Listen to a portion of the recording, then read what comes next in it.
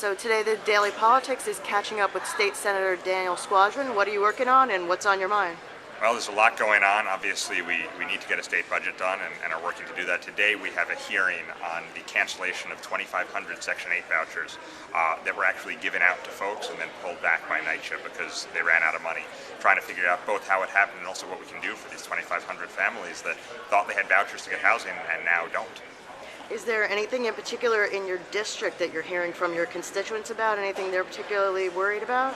Well, there's a whole lot. I've got a district that straddles the harbor. We recently came to agreements to get Brooklyn Bridge Park transferred to the city and also have a serious consideration of alternatives to housing, get some amenities in there. Governor's Island, we also came to an agreement to give it to the city. So we are getting closer and closer to what I call a harbor park, a central park for the center of the city.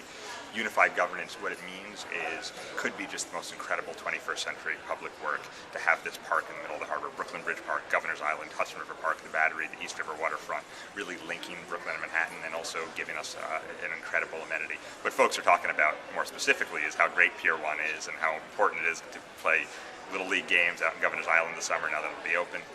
One challenge has been there's a whole lot of helicopters now. The Lower Manhattan Heliport is the only heliport in New York City that has tourist helicopter flights anymore, which has been an enormous burden on the communities of Lower Manhattan and Brooklyn Heights, and also raises some real safety concerns.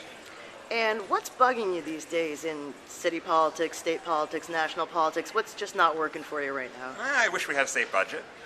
Let's see, what else? I got to tell you, there's a lot of hard work where one thing that upsets me a lot is we passed ethics reform in January out of both houses of the legislature. Unfortunately, it was vetoed by the governor. We really do need to get that ethics reform. I'm really glad that the legislature got something done on it, but we've got to bring that back and get campaign finance.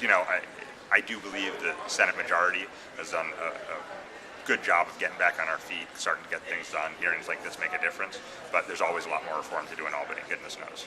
Okay, great. Thanks for catching up with us. Thank you very much. That must have been the driest, least interesting catching up in your short tenure as the Daily Politics. Oh, I don't know. We'll see if anybody can match it. But you should have a dry meter.